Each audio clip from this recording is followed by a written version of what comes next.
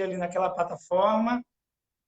E queria já, então, pedir para a gente já começar a temática aqui, o senhor fazendo a apresentação, o senhor é pastor, é professor de teologia. Eu gostaria que o senhor ficasse à vontade e fizesse aí a sua apresentação para os meus irmãos aqui do Tocantins, de São Paulo e de tantas outras partes que estão nos acompanhando, e depois começarmos a introduzir a temática. Muito obrigado.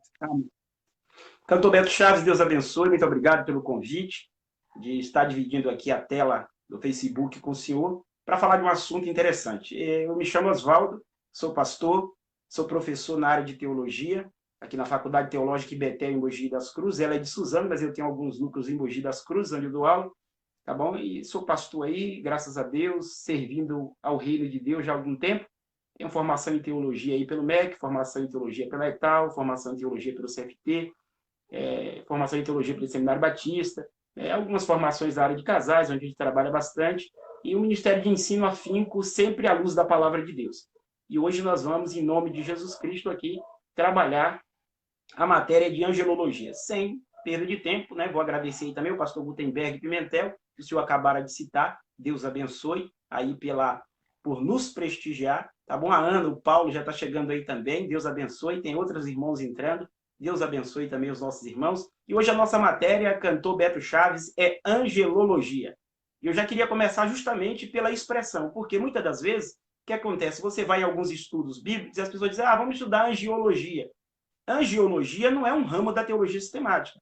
Angiologia é um ramo da medicina, que trabalha a questão das veias, dos vasos. Daí surgiu a ideia de angioplastia, angina no peito, tá bom? A matéria de teologia sistemática que fala dos anjos é angelologia. Dois termos grego, angelos, que está ligado a anjo, e logia, que está ligado a estudo. Logo, estudo dos anjos. É isso que nós vamos tratar hoje aqui, tá bom? Um abraço ao Antônio, a Suzana entrou aqui também, glória a Deus, Deus abençoe, tá bom? E os irmãos vão entrando aí, vai ser uma grande bênção. Então, angelologia é a matéria que nós vamos trabalhar, um ramo, é uma matéria da teologia sistemática que vai trabalhar justamente os anjos. E quem são os anjos? Os anjos são os agentes especiais de Deus, a serviço dele mesmo, para poder, assim, realizar, executar as missões que Deus, assim, muitas das vezes, tá bom, os ordena a fazer. Nós precisamos tomar um cuidado, por quê? Porque a palavra anjo,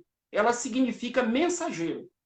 Basicamente isso. Tanto a expressão grega angelos, como a expressão hebraica malach, essas duas expressões, elas significam alguém que é um mensageiro. E muitas das vezes na Escritura, a expressão anjo vai aparecer não somente para os seres celestiais espirituais. Muitas das vezes a expressão anjo aparece para um homem como eu e você. Por quê? O homem também é um mensageiro de Deus.